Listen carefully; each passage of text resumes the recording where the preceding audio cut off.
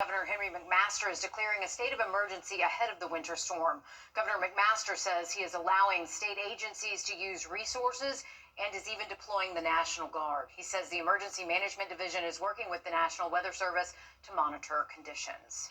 Tonight, local counties are preparing for the winter weather as well. Over in Augusta, Mayor Garnett Johnson says it's too early to tell when they'll activate the EOC, but they'll meet with them again tomorrow at 1 o'clock. Aiken County Emergency Management says they're monitoring the weather and are planning shelter options for people and pets. They say as of now, they do not know of any closures at this time and add that generators have been checked and topped with fuel. They say that you should stay off the roads and be prepared to stay home. Tomorrow, they will provide updates at 1 p.m. There will also be updates with the state and county at 10 o'clock tomorrow morning. Over in Burke County, the EMA sent out a list of advice. They say some things you can do to prepare include checking on your neighbors and the elderly, bringing your pets inside, and dripping your faucets. We also have reached out to McDuffie County this afternoon, who says that they will let us know what their plan is. Tonight, Dominion Energy and Aiken Electric Cooperative are providing some advice ahead of the winter storm. Aiken Electric Cooperative says some ways you can prepare include creating an emergency kit with flashlights, batteries, medications, and bottled water. You should make a backup plan for medical or special power needs and save the outage reporting number. Dominion Energy reminds you, stay away from downed power lines. Also, prepare for any property damage like an electric wire on your home, and make sure an electrician is called before Dominion Energy can restore power. Also, report any outages. Happening now, we're checking in with hospitals and emergency medical services to see how they're preparing for a possible power outage or any other potential emergencies during the winter weather. Yeah, we're hearing from Piedmont and Central EMS on how they want to keep you safe. Your Audrey Dickerber joins us live outside Piedmont. Audrey, what do their preps look like?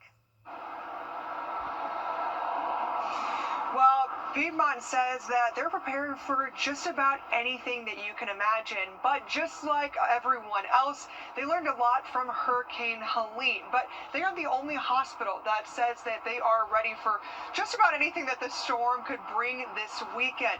Wellstar says something similar, and so does Doctors Hospital, but we're hearing your concerns. We know a lot of people maybe have family members, friends, neighbors on hospice.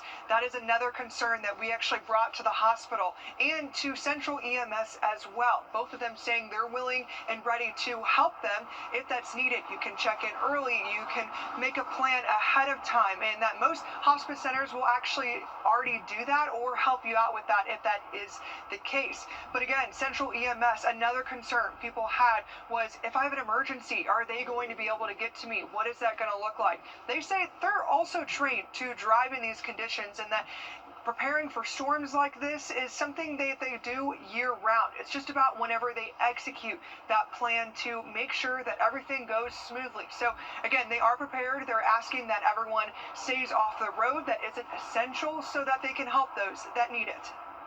Hospitals have emergency preparedness departments and plans for these sorts of things. So we have emergency personnel, we have our safety and security team, and then of course all of our clinical staff.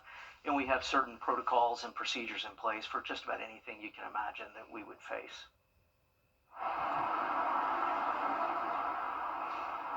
And again, I spoke with multiple people today that are all part of our emergency personnel that really just want to help you and make sure everybody stays safe. We'll be hearing from Central EMS on News 12 at 6 o'clock. All right, thanks, Audrey. And again, this is going to be something that our First Alert weather team is going to continue to track as we inch closer to that weekend weather when we have those First Alert weather days. Thank you for that. Happening now, lines at stores are getting long as you prepare to get those essential